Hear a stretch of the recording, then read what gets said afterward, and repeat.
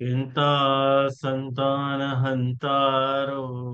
यत्पादाम्बुजरेण वा श्रियानान्तान्निजाचार्यान् प्रणमामि मुहुर्मुहुः यदनुग्रहतो जन्तुः सर्वदुःखातिगो भवेत् तमहं सर्वदा वन्दे श्रीमद्वल्लभनन्दनम् अज्ञानतिमिरान्धस्य ज्ञानाञ्जनशलाकया चक्षुरुन्मीलितं येन तस्मै श्रीगुरवे नमः। नमामि हृदये शेषे लीलाक्षीराब्धिशायनम् लक्ष्मीसहस्रलीलाभिः सेव्यमानं कलानिधिम् चतुर्भिश्च चतुर्भिश्च चतुर्भिश्च त्रिभिस्तथा षड्भिर्विराजते योऽसौ पञ्चधा हृदये मम।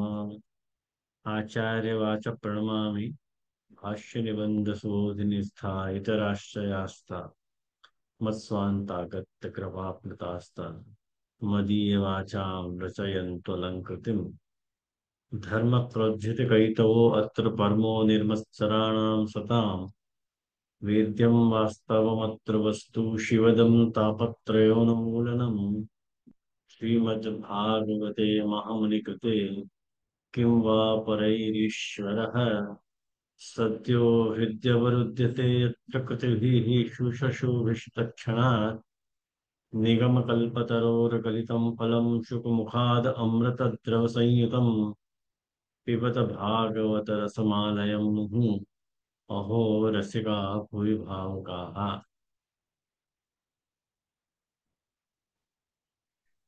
पिछले पिछले गुरुवार को अपना सत्र नहीं हो पाया हो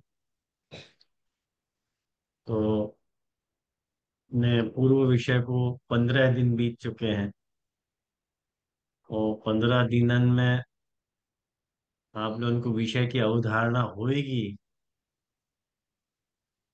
ऐसा मान के चल रहे हो।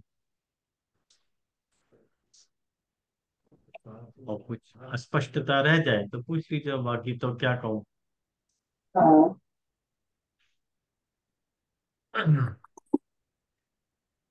आज के देखो, आंखों जो 8वां श्लोक है, ये जो आंखों 8वां श्लोक है, वो 8वें श्लोक को पूर्वार्ध और उत्तरार्ध ऐसे दो भागों में विभाजित कर लो। मैंने श्लोक के अर्थ की स्पष्टता के लिए मैंने च्यूत प्रवाल बरहत बकोत्पलाब्ज मालानुप्रक्त परिधान विचित्र वेशो, ये पूर्वार्ध है। और मध्य विरेज तुरलम पशुपाल गोष्ठाम रंग यथा नटवरौ क्वच गायमानो, ये उत्तरार्ध। तो ऐसे पूर्वार्ध और उत्तरार्ध दो चीज महाप्रभु जी ने समझाई है। महाप्रभु जी स्पष्ट नहीं कह रहे हैं, लेकिन मेरो मेरो ऐसो मतलब सुझाव है कि यह श्लोक को समझने के लिए पूर्वार्ध और उत्तरार्ध की व्यवस्था खड़ी करके आपको समझना चाहिए, तो श्लोक अच्छी तरह से समझ में आएगा। जैसे कि अपन ने पूर्वार्ध पढ़ लें तो च्युत प्रबाल बृहद बकत पलाब्ज मालान प्रक्त परिधान विचित्र वेशो, या पूर्वार्ध में महाप्रभु जी ने अपने को जैसे बताया। पेज नंबर आप जो है वो पेज नंबर 288 पे आप देख लो। महाप्रभु जी ने अपने को बताया हो तो कि गुणा माया च वेशार्थम उपयुक्ता भवन्ति ही। एक रैपिड सर्वे अपन कर लें तो आपको वो क्या है कि विषय समुपस्थित हो जाए अच्छी तरह से, नहीं तो विषय धारण में क्लिष्टता आपको होगी, कठिनाई रहेगी। तो महाप्रभु जी ने अपने को जो है वो यूं बताया हो कि गुण और माया जो है वेश के लिए जो है उपयुक्त हुए हैं। और वहां में अपन ने ये बात देखी कि गुण कौन से, तो ये बताया कि प्रवाल, स्तबक और माला, ये गुण है। और माया क्या है, तो पीताम्बर बताया महाप्रभु जी ने। और आगे जाकर के महाप्रभु जी ने अपने को ये बताया हो कि प्रवाल में रस है, स्तबक में रूप है, और माला में सुगंध है, और पीताम्बर सुपरिधान बताया। मैं बहुत रैपिड से जा रहा हूँ, जरा कोई नहीं आया समझ में तो अटके ही हो मेरे को। और जैसे गुण प्रवाल, स्तबक और मालाएं हैं, तो जैसे प्रवाल में रस बताया, तो रस को श्रेष्ठार्थ बताया। श्रेष्ठार्थ मतलब दो अर्थ में, दो अर्थ में कौन सो, तो कि वो आलम्बन विभाव भी है, वो स्थाई भाव भी है, ऐसे श्रेष्ठार्थक बताया हुआ को। और रस में रज रूपता बताई।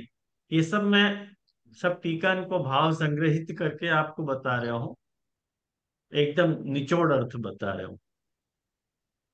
और रूप सु तमो रूपता बताई, और सुगंध सु सत्व रूपता बताई। ये बात अपन ने 3-4 लेक्चर में अच्छी तरह से समझ ली है, या ले आपको पुनरावर्तन अब नहीं कर रहा हूँ, फिर भी अस्पष्टता है तो कहियो।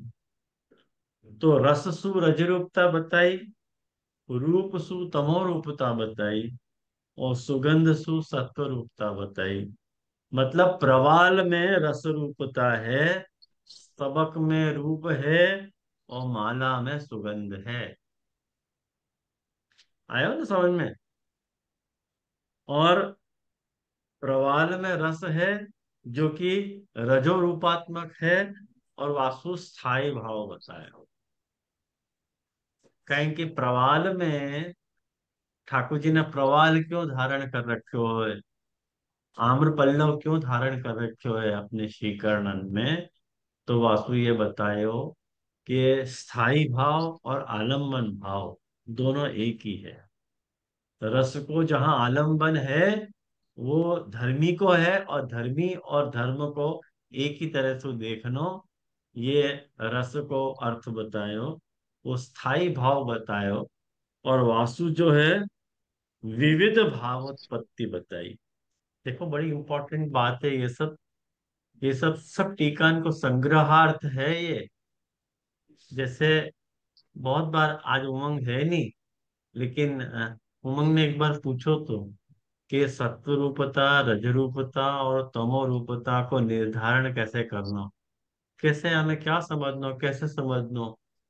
तो एक बात सीधी समझो कि जैसे आम्र पल्लव में रस बतायो, और वो रस में रज रूपता जो बताई है, वो स्थाई भाव, रस में स्थाई भाव है। आम्र पल्लव में हमेशा रस है। माने ठाकुर जी रसयुक्त है, या के सूचन के लिए, रस के सूचन के लिए प्रभु ने आम्र पल्लव धारण કર્યો है। प्रभु में रूप को सूचन करने के लिए ठाकुर जी ने मयूर पिच्छ धारण कियो है। और ठाकुर जी आनंदमय हैं, आनंदमय, जो प्रभु आनंदमय है, ऐसे आनंद में प्रभु में सहज सुगंध विराजे हैं। वाक्य सूचनार्थ के लिए कमल की माला धारण करें। ये पूर्व संबंध ही तरह सु जाएगा। तो जहां तक मैं ये बता रहा आपको कि रज रूपता सु विविध भावोत्पत्ति बचाओ, रज रूपता सु विविध भावोत्पत्ति बताई। भाई विविध भावोत्पत्ति रज बाद में रूपता सु कॉफी देना, कैसे। फिर खाना खाने के बाद गरम, जब तो खाना खा लेगी। रजनी बेन आपको म्यूट करो।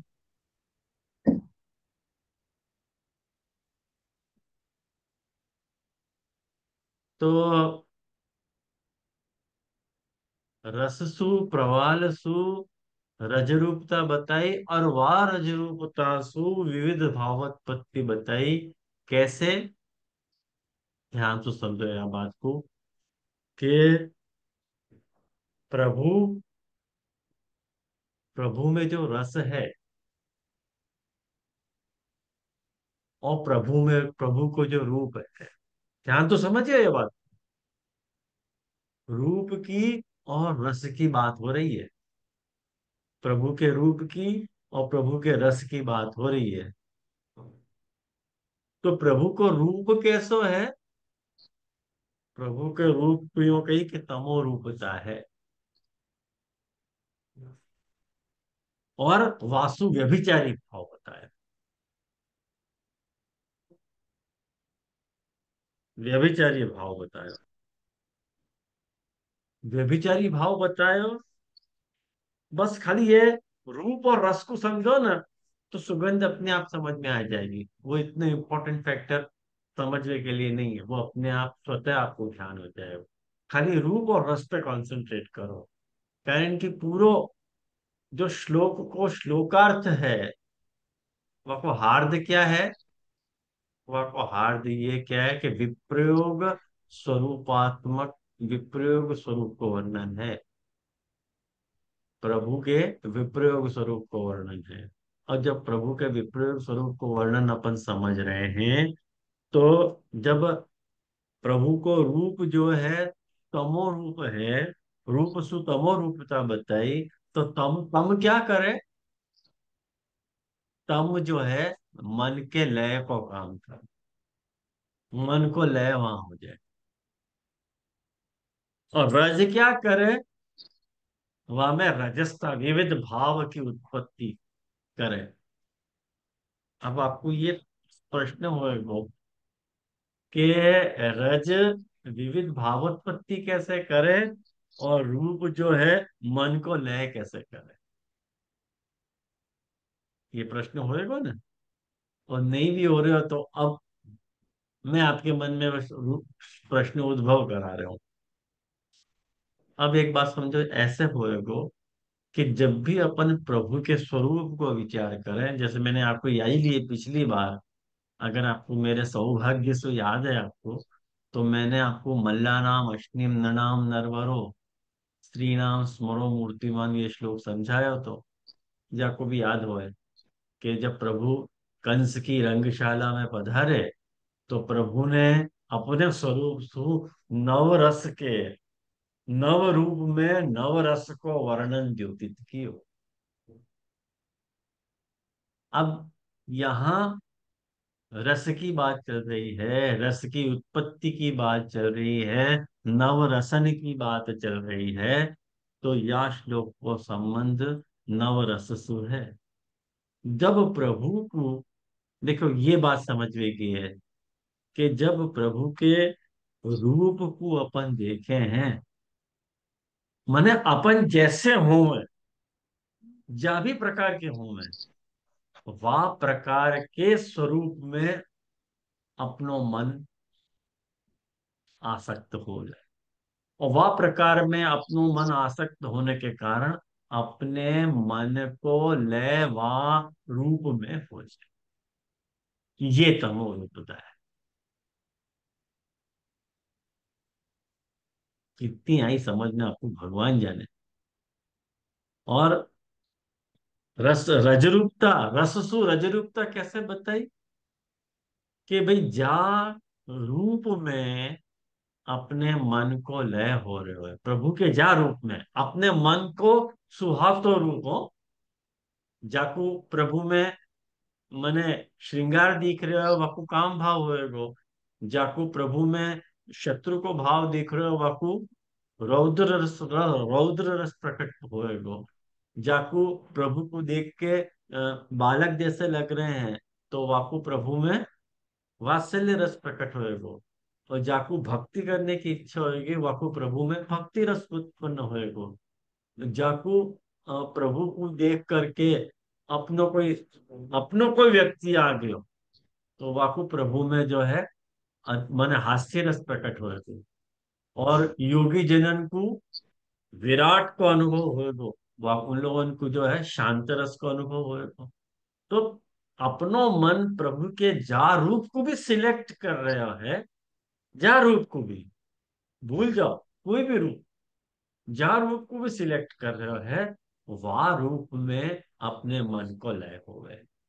और वह रूप में यदि अपने मन को लय हो रहे है, तो सिद्ध हो गयो है कि रूप सु तमो रूपता बताए, कहें कि तम क्या करे, लय को काम करे।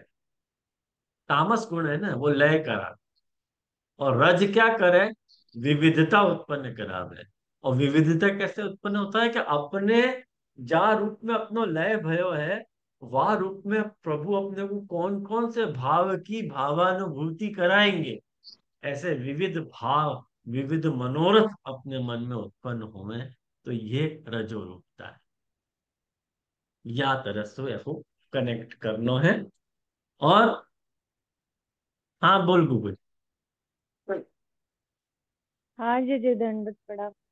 जैसे तो गोपी जनन को तो सारी जितनी भी गोपी जनन है उनको तो समान भाव से ना प्रभु के ये रूप को दर्शन हो रहे हैं कि वो सब सभी के भाव एक समान है, तो समान भाव वाली है। तो हाँ, तो यहाँ पे जैसे कोई को तमो रूप से, कोई को रजो रूप से, तो ये समझ में नहीं आ रहा है जैसे। गूगल देख एक बात समझ कि गोपी जीवन को प्रभु में कांत भाव है। हाँ के ना, हम्म, हाँ जी जी। कांत भाव है। प्रीतम तरीके जान रही हूँ। हाँ, प्रियतम को भाव है प्रभु में। अब प्रियतम को भाव है तो वो प्रियतम, प्रियतम में खाली निर्गुण भाव ही थोड़ी है। हम्म उनको मैंने सात्विक राजस तामस कितने भी भाव हो सके ना, तो प्रभु के कांत रूप में उनके मन को लय है। सभी गोपिकाएं प्रभु को कांत समझ रही है। हम्म ये हमारा कांत है, ये हमारा पति है, वाह भाव सु प्रभु को देख रही है। तो उनका गोपी जनन को प्रभु के वाह भाव में लय होना तमो रूपता है कि नहीं। हम्म। वाक्य अलावा और कोई भाव उनको सूझ नहीं रहे हो प्रभु को देख करके, तो उनको कौन से भाव में लय भयो। तमो रूप से। मैंने कांत भाव में लय भयो। ये तमो रूपता को लक्षण है कि लय करा दे, अपने मन को लय कराना तामस गुण है। अब हमें जी राजस जी। कैसे समझना हो, विविध भावोत्पत्ति कैसे समझनी, कि प्रभु जिन जिन भक्तन को प्रभु के कांत, प्रभु में कांत भाव के कारण लय भयो है, उन उन भक्तन को प्रभु विविधानुभूति करावे हैं। कोई को सात्विक भावानुरूप लीलानुभूति है, कोई को राजस भावानुरूप लीलानुभूति है, कोई को तामस भावानुरूप लीलानुभूति है, कोई को निर्गुण भावानुरूप लीलानुभूति है। तामस भावानुरूप लीलानुभूति और तामसता, ये दो अलग चीज है। आया ना समझ। हाँ जी जी। हाँ, मतलब कह भक्त लिए। के अनुरूप प्रभु वह तरीके से उनको भाव स्फुरित हो रहे हैं, है ना, तो वो जिसकी विविध जैसी भाव भाव। भयो क्या नहीं, हाँ जी जी, प्रभु में अभी विविध आया। भाव है। तुम अब सीधी सिंपल लैंग्वेज में तो कुछ समझना हो ना गूगल, तो या तो समझ जा कि जाकी रही भावना जैसी, भावना जैसी, प्रभु प्रभु मूरत मूरत तिन देखी दे, तिन देखी तिन देखी तैसी। तैसी। हाँ जी जी, आयु। जैसे हाँ, रंगशाला में जैसे सबको अलग अलग प्रभु के दर्शन हो रहे हैं, एग्जैक्टली, वही यहाँ एग्जैक्टली। पे कोरिलेट हो रहे हैं। हाँ जी हाँ, जी, आयु वाह आयु। ढंग से, वाह वाह ढंग से मैं समझाना हम्म। चाह रहा था। आया ना गूगल। आयु जी जी। हाँ बहुत, आयु आयु। बहुत दंडवत बढ़िया। प्रणाम। तो ये या ढंग से है। कोई को और कोई प्रश्न हो तो करियो। तो ये बात, वाक्य बाद जो माला को जो कंसेप्ट है, जो हमें सत्व रूपता बताई है, माला सु सत्व रूपता बताई है।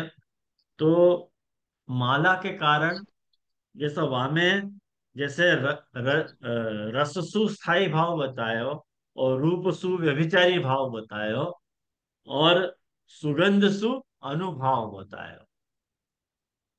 अब स्थाई भाव और आलंबन एक ही है, वो मैंने पहले ही बता दिया। स्थाई भाव और आलंबन एक ही है। अब बचो अनुभाव। तो अनुभाव जो है, मैंने आपको विविध अनुभाव के बारे में बहुत सारे अनुभव बताए थे कि बहुत सारे अनुभव हैं। माने अनुभव जो है अपनी शारीरिक चेष्टाएं हैं ठाकुर जी अपनी।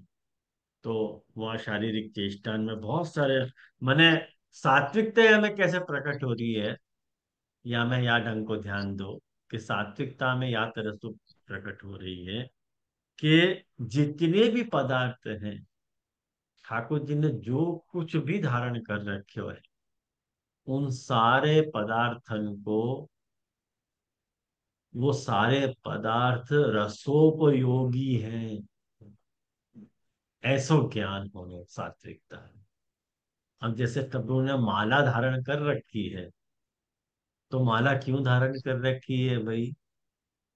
तो अपन को ये क्लिक हो रहा है कि जैसे प्रभु आनंदमय है, और प्रभु आनंदमय होने के कारण प्रभु में सहज सुगंध है, या बात को द्योतन प्रभु माला धारण करके भक्तन को बता रहे हैं। ये सात्विकता है, ये ज्ञान होना है।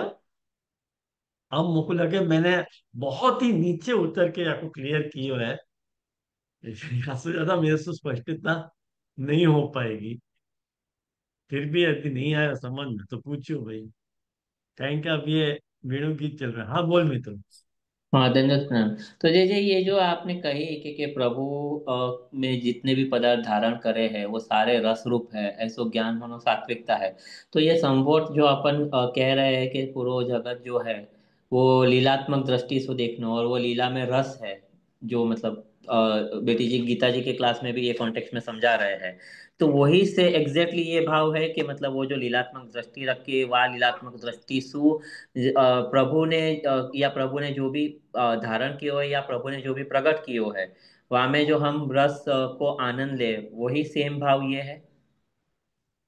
या मैं अपन व्यापकता को संदर्भ छोड़ दे, और केवल प्रभु के रूप के और ऊपर। हाँ, और साकारता को संदर्भ की दृष्टि से सोचे, तो बात वो की वो वही। सेम ही है ना, सेम ही कॉन्सेप्ट है।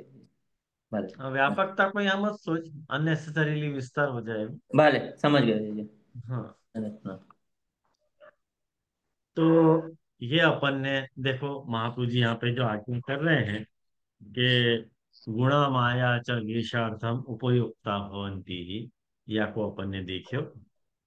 तो आगे महाप्रभु जी ने ये बात अपने को समझाई कि अतो रसस्य अभिनय चत्वारो अर्था निरूपिता। रस के अभिनय में चार अर्थ बताए। चार अर्थ कौन से बताए? चार मतलब ये प्रवाल स्तबक माला और पीताम्बर। और बाकी चार अर्थ और कौन से बताए? सात्विक राजस तामसता, और नहीं सॉरी, चार वो मैंने आपको बताए थे ना। रस के अभिनय में चार चीज बातें जरूरी हैं।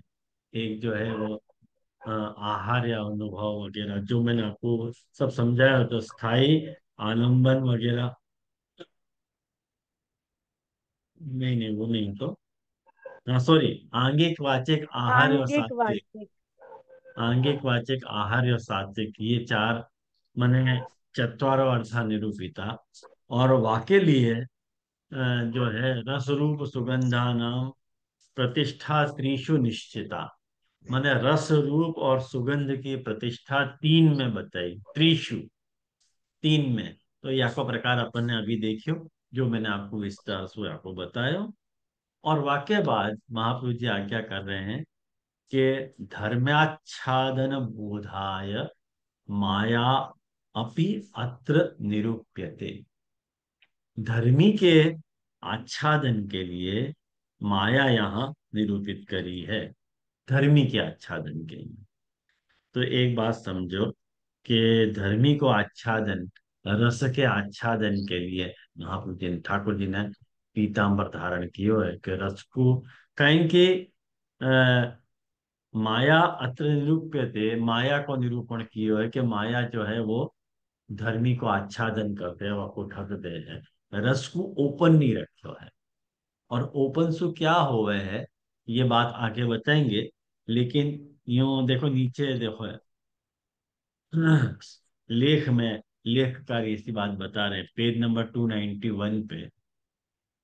लेख में लिख कर बता रहे हैं कि अतो माया परिधान रूपा इत्यर्थ। मिली पंक्ति आप लोगों को? माया परिधान रूपा इत्यर्थः वैचित्र संपादकास्तु गुणा एव परम सम्यक वैचित्र्यार्थम धर्मी आच्छादनम अपि अपेक्षितम। है ना? मतलब यूं कह रहे हैं कि वैचित्र को संपादन करने वाले गुण, मतलब प्रभु ने ये जो रूप रस और सुगंध धारण करी है, वास्तु विचित्रता को संपादन हो रहा है। प्रभु में एक वैचित्र है, या को संपादन ठाकुर जी ने કર્યો है कि ठाकुर जी में कुछ ऐसी बात है जो ठाकुर जी की तरफ भक्तन को खींचे है। तो वैचित्र को संपादक, जो संपादक कौन है? गुणा है। गुण ही जो है विचित्रता के संपादक हैं। परम, लेकिन सम्यक वैचित्र्यार्थम धर्माच्छादनम अपि अपेक्षितम। सम्यक जो है अच्छी तरह से विचित्रता के लिए धर्मी को आच्छादन भी अपेक्षित है। वो ओपन नहीं रह सके, रस कभी भी जो है वो ओपन नहीं हो, वो हमेशा ढका हुआ है मन में। ख्याल में आओ ना? और यह बात को तो आप लोग अच्छी तरह से समझ ही सको हो कि क्यों रस ओपन नहीं रह रहे। रस रस रहते हुए भी वो कभी उन्मुक्त नहीं हुए, ढका हुआ रहे। कारण कि वहां में ही रस की रसता छुपी हुई है। भूले चुके भी ये वो रस यदि ओपन हो गया ना, तो वो रस नहीं रह जाए है, रसाभास हो जाए। तो या के लिए जो है माया अपि इति शब्द, माया धर्मी आच्छादन बोधाय माया अपि अत्र वपु मायासु जो है यहाँ पे कहना चाह रहे हैं। कहाँ मायासु कही है महाप्रभु जी ने? कि गुणा माया च। देखो कारिका में आगे कही ना, 12वीं कारिका में, गुणा माया च वेशार्थम उपयुक्ता भवंती है। तो वो परिधान को महाप्रभु जी माया शब्द से कहना चाह रहे हैं। और वह माया शब्द से वैचित्र को संपादन करना चाह रहे हैं कि ठाकुर जी ने वहां में वैचित्र को संपादन किए हुए हैं। और या के लिए यहाँ पे लेखकार ने आगे बढ़ते हुए एक बात अपने को समझाई कि ननु अत्र शब्दतः सर्वम निर्दिष्टम। मैं शब्द से तो तुमने सब कछु बता दियो, लेकिन तावता रसानुभवम कथा भवे। वास्तु रसानुभव कैसे होगा ये नहीं आई समझ में। तुमने खाली शब्द सु बताया है। जैसे यूं कह रहे, नहीं शर्करा मधुरा इति वाक्येन माधुर्य अनुभव भवति। भाई शक्कर मधुर है, ये कहने मात्र सु माधुर्य को अनुभव नहीं हो है। मधुरता को अनुभव थोड़ी है। अब मैं कह दूं कि शक्कर मधुर है, तुमको मधुरता का अनुभव भयो का? तो लेखकार कह रहे हैं कि तुमने सारो शब्दतः सब कुछ बता दियो, लेकिन रस को अनुभव तो नहीं भयो। तो इति आशंक्य, ऐसी आशंका करके कह रहे हैं कि वस्तु निर्देश मात्रेण श्रोतृणाम काव्य मदरसा।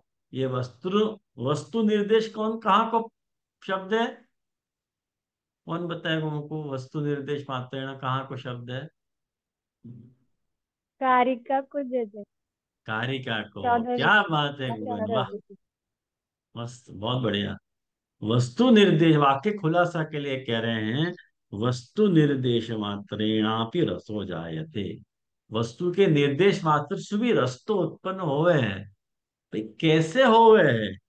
तो कह रहे हैं कि तत्र दृष्टांत, वहां दृष्टांत दे रहे हैं, उदाहरण दे रहे हैं। श्रोतृणाम काव्यवत इति। सुनने वाले को जा प्रकार से काव्य को सुन के रस की अनुभूति हो है, ऐसे ही यहाँ पे भी उन गोपिकान को सुन के ही या तरह की रसानुभूति भई। जैसे अपन कोई भी कोई भी कविता, कोई भी कविता को अपन सुने, तो वो कविता को सुनने के कारण अपने को रसानुभूति होवे कि नहीं होवे? जैसे कोई वीर रस की कविता सुनो, तो अपने को वीर रस उत्पन्न होवे कि नहीं होवे? अपन ने देखे नहीं है, लेकिन अपन सुने, ए वतन, हमको तेरी कसम, तेरी राह में जहां तक लुटा जाएंगे। अब निरंतर ऐसा सुनते रहे तो अपने में भी वीर रस उत्पन्न हो जाए, हाँ हम देश के लिए कुछ करें, हो जाए कि नहीं। तो श्रोतृणाम काव्यवत रस, तो जैसे वहां रस की अनुभूति हो गए है श्रोतान को काव्य में, वैसे यथा काव्यस्य रसवद वाक्यम काव्यम, जो रसवत जो काव्य है, वाक्य है, वो काव्य है। इत्युक्तत्वेन, ऐसे कहे गए होने सु, रसवत्वात् तत्श्रवणे, रसवत होने के कारण वाको श्रवण करने पे, तन्निष्ठो रसः, वहां में रहे हुए जो रस है, श्रोतृभिश्च वर्णय आस्वाद्यते, वाक्य वर्णन के द्वारा वाको आस्वादन उनको हो, ख्याल में आओ ना। जैसे आप कोई जोक्स पढ़ो तो आपको हास्य रस पैदा होवे कि नहीं होवे, जोक्स पढ़ने के कारण। और कोई हॉरर लव स्टोरी आप, हॉरर स्टोरी आप पढ़ो तो आपको भयानक रस की अनुभूति होवे कि नहीं होवे, ख्याल में आया ना। और वो रस नहीं हो तो आप वो भयानक रस की स्टोरी पढ़ते ही क्यों, ख्याल में आया ना। तो ये है, तथा तथा एतद वाक्यस्य, ये तो वाक्य हैं, वाक्य कारण परितः सुधा गलन रूपम वर्णनम, तो ये सुधा का अनुभव श्रोत्र मन श्रोता को करवा में है, या के लिए है। रसवत्वाद अन्योन्य तश्रवणे सति तन्निष्ठो रसः श्रोतृभिः अन्योन्यम चर्वण्य आस्वाद्यते, अतो वस्तु निर्देश मात्रेण रस इत्यादि, या लिए खाली वस्तु को निर्देश कर देना, उल्लेख कर देना मात्र पर्याप्त हो गए है, वासु रस की अनुभूति हो जाए है। एक मिनट।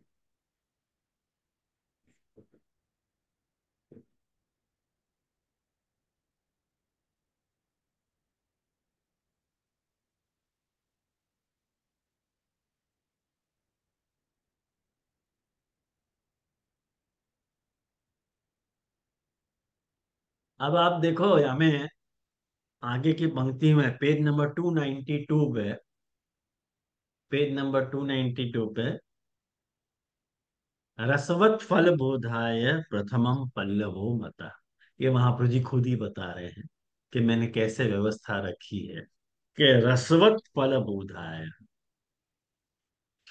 रसवत फल को बोधन करने के लिए प्रथमम पल्लवो मतः, ठाकुर जी ने रस पल्लव, आम्र पल्लव क्यों धारण कर रहे है कि रसवत फल बोध है, रस, रस में जैसे फल है, ऐसे मेरे में भी रस है, या को बोधन करने के लिए प्रथमम पल्लवो मत।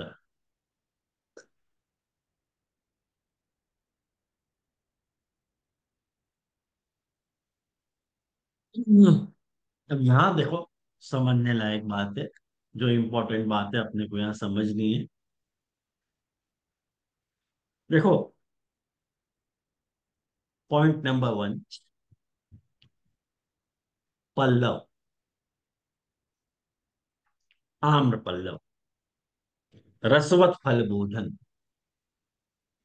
महाप्रभु जी आपको कह रहे हैं, ये यहाँ पे टीकाकार सब बता रहे हैं कि भावोदय रूप कलिका हेतु है।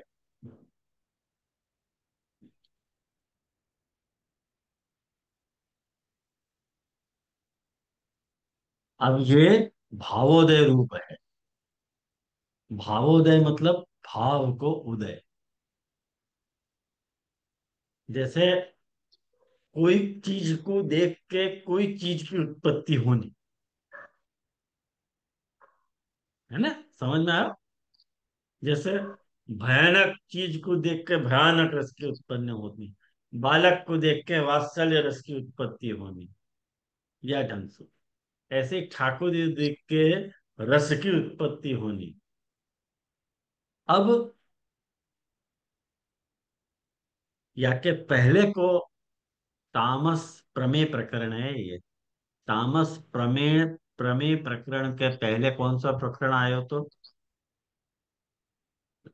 तामस प्रमाण प्रकरण आयो तो जैसे तामस प्रमाण प्रकरण तू ब्रजभक्तन को प्रेम बतायो, तामस प्रमेय प्रकरण तू ब्रजभक्तन की आसक्ति बताई जा रही है। कारण कि ये वेणुगीत प्रमेय प्रकरण को अंतिम अध्याय होने के कारण यहाँ आसक्ति रूप भाव को उदय हो गए हो, ये बात सूचित करी है। आप लोग देखो कि कितनी सांकेतिक बातें हैं ये सब। ये सब अपने को टीका है, अपन नहीं पढ़े तो पता ही नहीं चले कि भाई हाँ अपन पढ़ गए।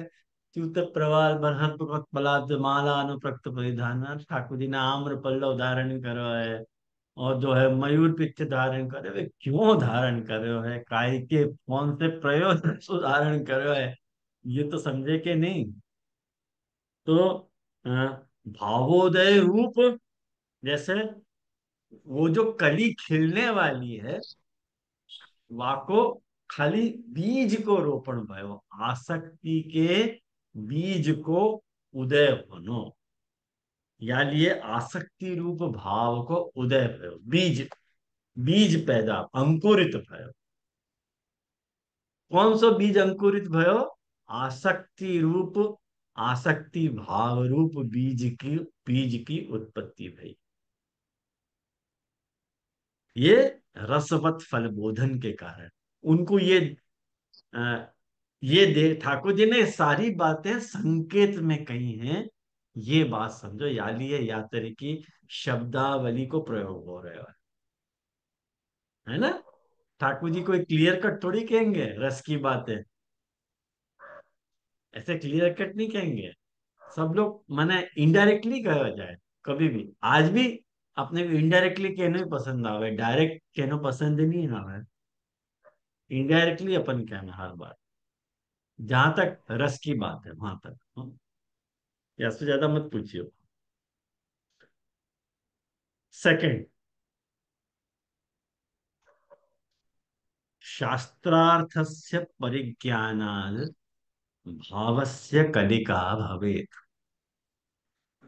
पेज नंबर 293 पे सुबोधनी जी, मेरी पंक्ति। शास्त्र को अर्थ कर रहे हैं रस शास्त्र, और अर्थ को अर्थ कर रहे हैं फल। अब क्या अर्थ है बताओ?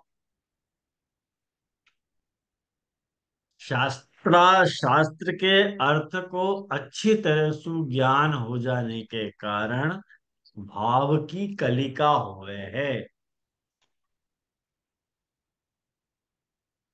भाव की कलिका हुए है। अब भाव की कलिका हुए है मतलब भाव। अब शास्त्र को अर्थ यदि रस कर दिए हो तो अब आपको आगे रस लगाओ। अब अर्थ करो रस शास्त्र को, अर्थ को अर्थ फल कर दियो, तो अब आपको हमें ज्वाइंट करके अर्थ करो कि रस शास्त्र के फल को ज्ञान हो जाने सु भाव की कलिका हो गए।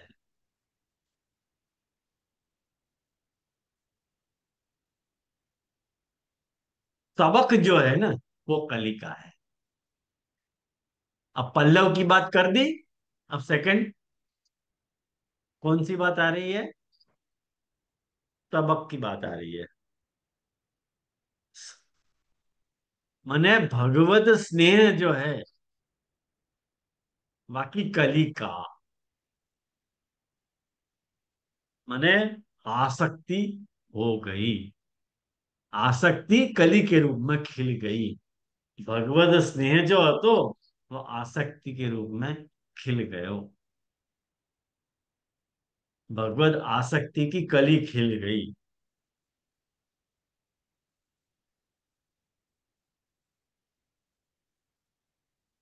इतनी बढ़िया बात है वैष्णव। अभी मैं आपको बताऊंगा तो आप लोगों को ख्याल आएगा कि कैसे महाप्रभु जी ने आपको कहो है। यहाँ पे टीकाकार ने बताई है ये सब बातें। मैं खाली, आप टीका आज नहीं पढ़ रहे हो, खाली खाली मूल सुबुध निजिसु अपन सारे अर्थ को आकलन कर रहे हैं। कारण कि मैं अगर टीका पढ़ने बैठूंगा तो शायद आपको माने संगति बैठे नहीं भी बैठे, बैठ भी सके, ऐसा बात नहीं है नहीं बैठेगी, लेकिन सौकर्य के लिए जैसे जो कलिका होवे है, कल्पना करो, कोई कली को आपने देखियो, कली में रूप, रस और सुगंध है कि नहीं है?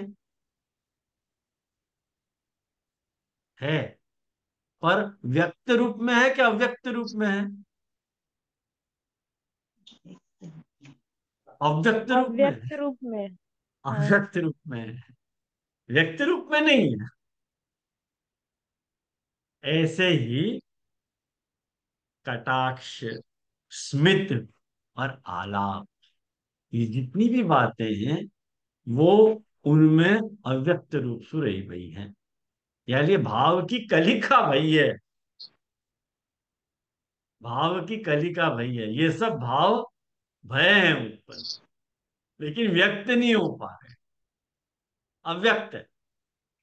कहें कि कली खिली है, और कली कैसे खिली है? शास्त्रार्थस्य परिज्ञानात्, रस शास्त्र के फल को ज्ञान हो जाने से हमको फल मिलेगो, या को परिज्ञान होने के कारण भाव की कलिका हो रही है। कौन से भाव की कलिका हो रही है? आसक्ति भाव रूपी जो भाव है वो अब कली के रूप में खिल गए हो। और वो कैसे खिलो? तो कटाक्ष, स्मित, आलाप, ये सब बातें अपने को कौन बता रहे हो है? तो योजनाकार ने ये सब बातें अपने को खोली है, तो योजनाकार के वहां से अपन ने ये बात समझी है। तो बड़े इन महानुभावन के, इनको उतना जितनो नमन करे ना, ये लेखकार, योजनाकार और प्रकाशकार को, इतनो इनको कम है। इन लोगों ने ये सब बातें नहीं खोली होती तो अपन को इनके अर्थ जो होते हैं 7 जन्म में भी नहीं मालूम पड़ते, कि ये सब अर्थ सु महाप्रभु जी ये सब बातें कह रहे हैं। अब वाक्य बाद, शास्त्रार्थस्य परिज्ञानात् भावस्य कलिका भवेत्। वाक्य बाद रसशास्त्री बहुत बड़ी मीमांसा जो है प्रकाशकार ने करी है, जाको अपन यहाँ ड्रॉप कर रहे हैं। पेज नंबर 295 पे देखो। ततस्तस्य च वैचित्रम पुष्प स्थानम यह उच्यते।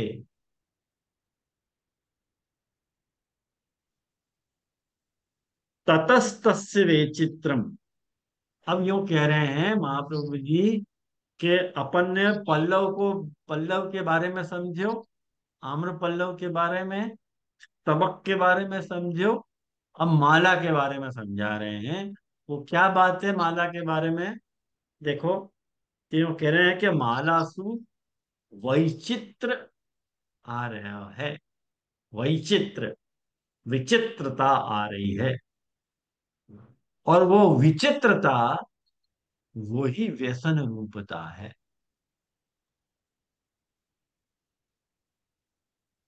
व्यसन रूपता है, व्यसन रूपता है। यालिए यूं कह रहे हैं, ये वो व्यसन यहाँ पुष्प के स्थान, मतलब कमल में है। पुष्प स्थान यह उच्यते। ततस्तस्य च वैचित्रम पुष्प स्थानम यह उच्यते। महाप्रभु जी कह रहे हैं क्योंकि जब फूल खिल जाए है तो वह में रूप, रस और सुगंध तीनों व्यक्त हो जाएंगे, हम व्यक्त नहीं रहे।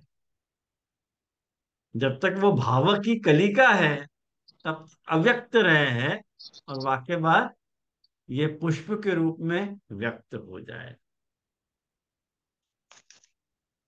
वो व्यसन यहाँ पुष्प के स्थान में, मतलब कमल में है।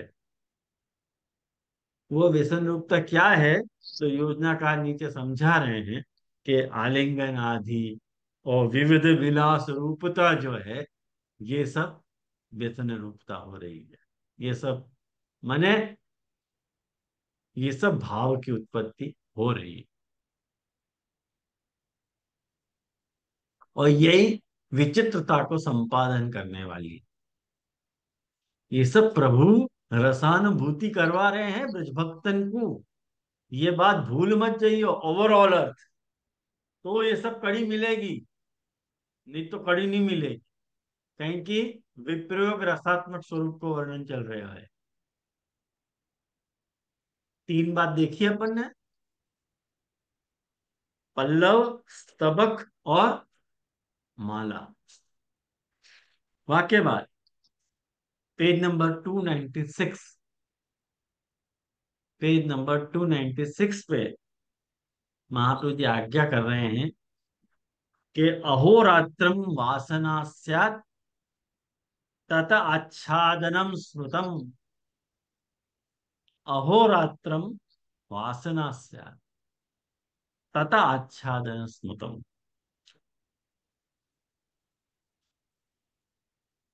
ठाकुर जी ने पीताम्बर क्यों धारण की, वाको निरूपण अब बता रहे हैं। ये चौथी बात महाप्रभु जी बता रहे हैं। पल्लव की बात बताई, स्तबक की बात बताई और माला की बात बताई, तीन बात बताई। अब माला परिधान क्यों धारण करो है, पीताम्बर ठाकुर जी ने क्यों धारण कर रहे हो, या को निरूपण अब कर रहे हैं। क्या कह रहे हैं, यो कह रहे हैं कि यदि पीताम्बर नहीं धारण की हो तो वस्त्र के अभाव में वासना हो, और जब वासना को अनुभव हो तब रस गुप्त नहीं रहे हैं, या सु रसत्व नहीं रहे हैं, और रसत्व को अभाव हो जाए है। या लिए प्रकट वासना के आच्छादन को सूचित करने वालों माया रूप पीतांबर प्रभु ने धारण कियो है। आई समझ में।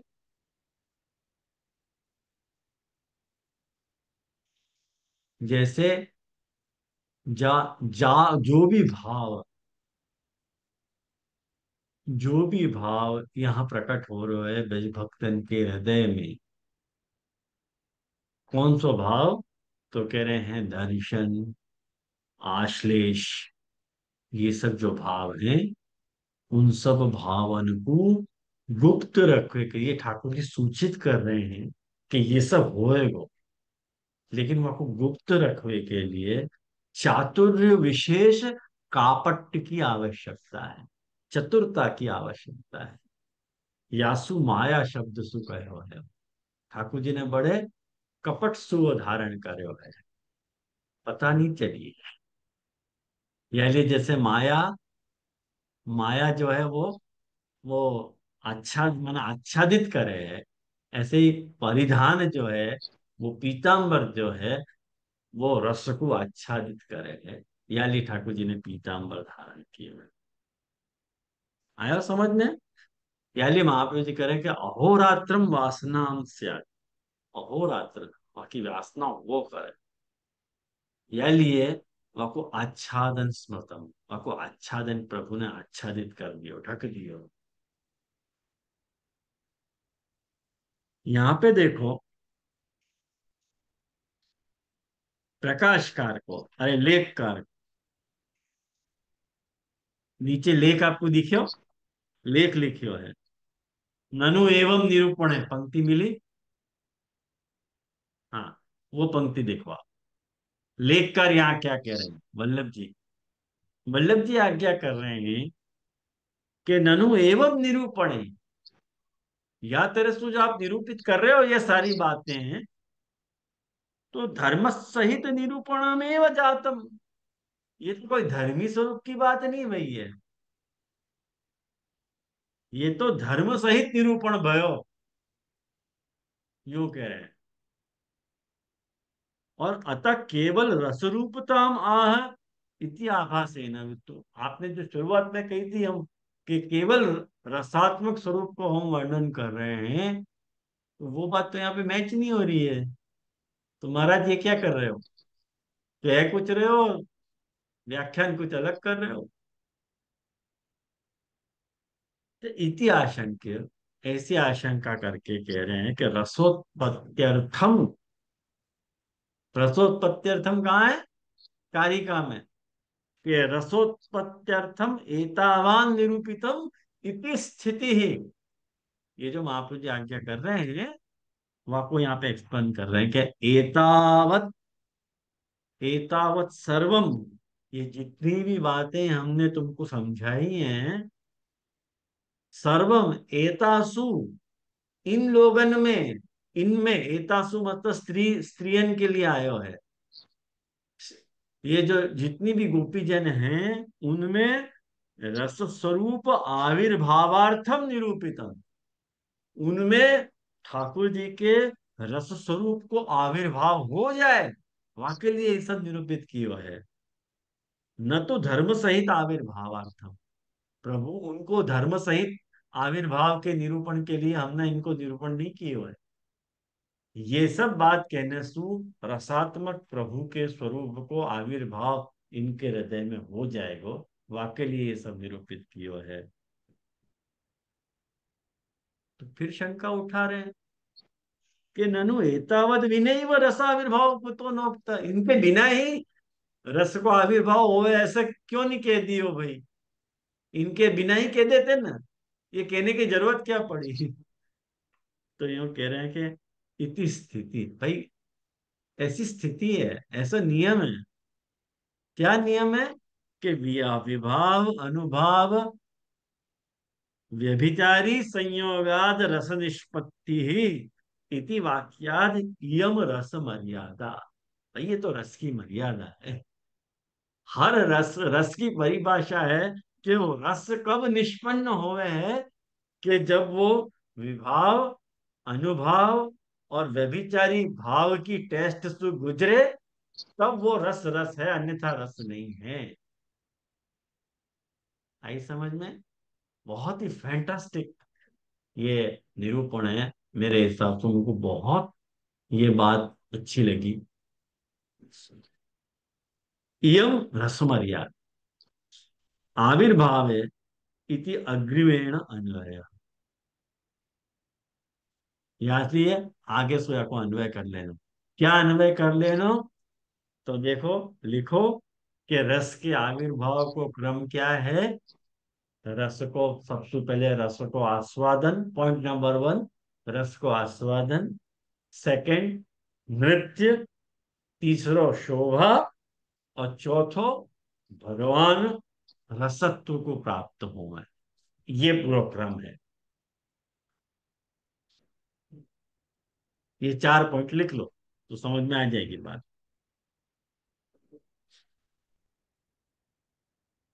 आविर्भाव है, रसास्वादन,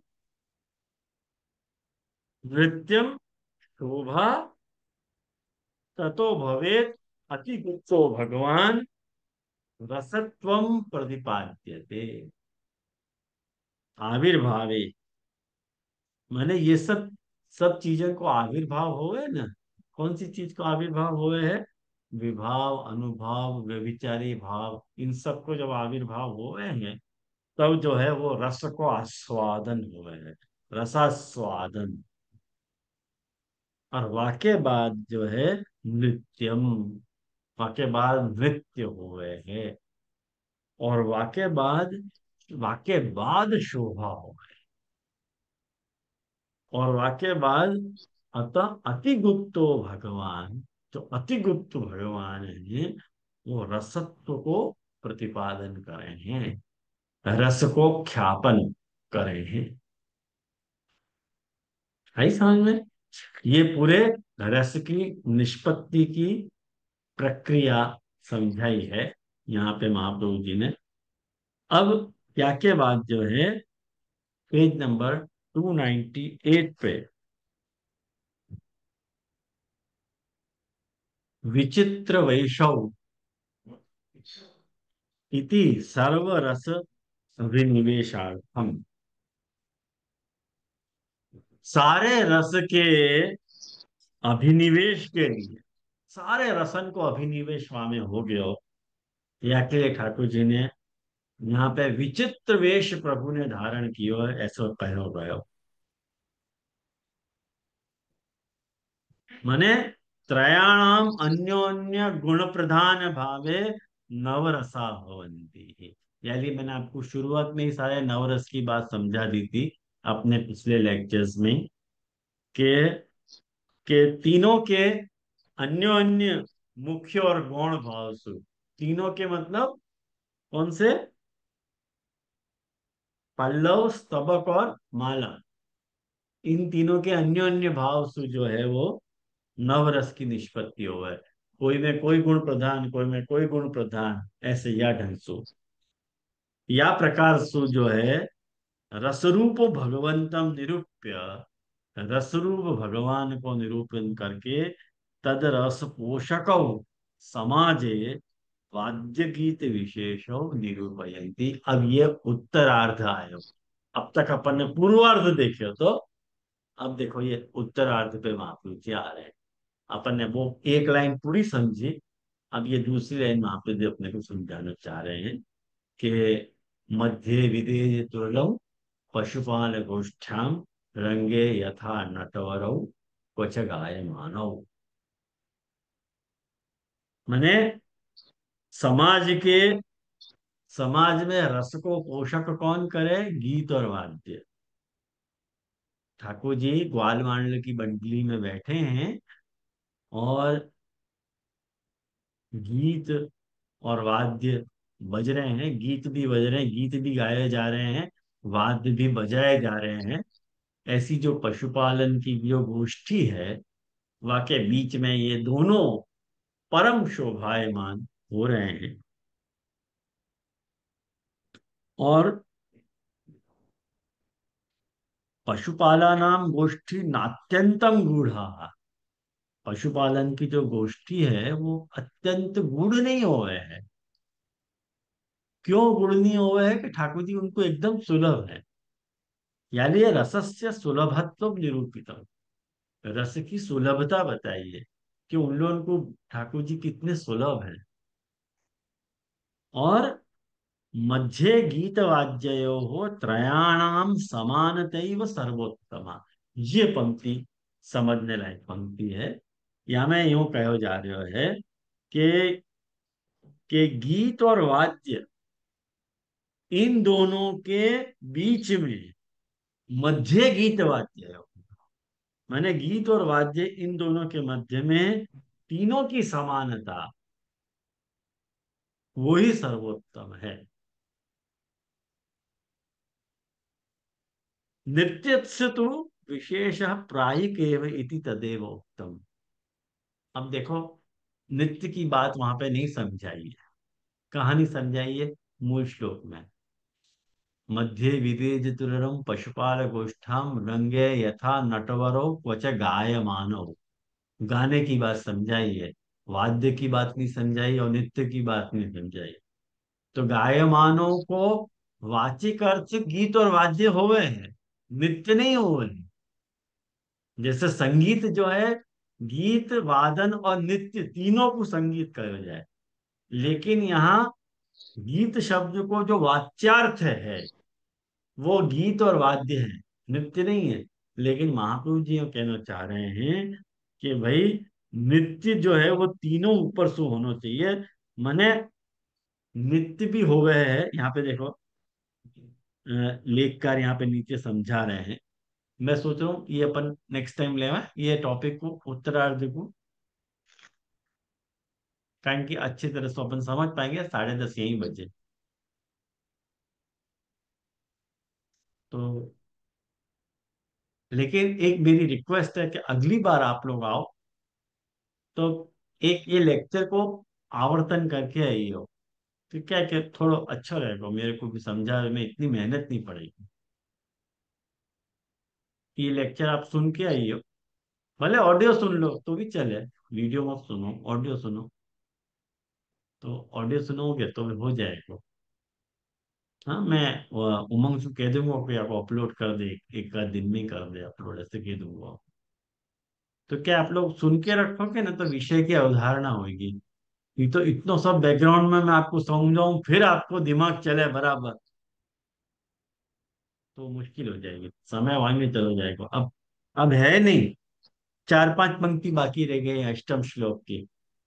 अपनो 8वां श्लोक यहाँ भगवत कृपा से पूरा हो जाएगा। तो यहाँ अपन आज रखें। कोई को पूछना हो तो पूछे भले।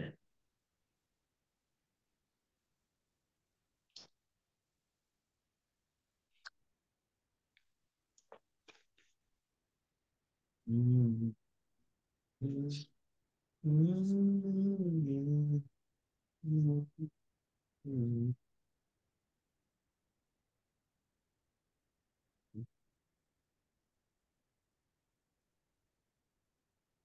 तो अपन आशा को पत करें। अरे मन श्री वल्लभ गुण गान। अरे मन श्री वल्लभ गुण गान। वृथा काल काहे को खोवत, वृथा काल काहे को खोवत, वेद पुराण पढ़ायन। अरे मन श्री वल्लभ गुण गान। गिरिराज जय धरण पैवे को, नाहिन और उपाय। रसिक सदा अनन्य होय के, रसिक सदा अनन्य होय के, चितहित उतना दुलार। अरे मन श्री वल्लभ गुण गान।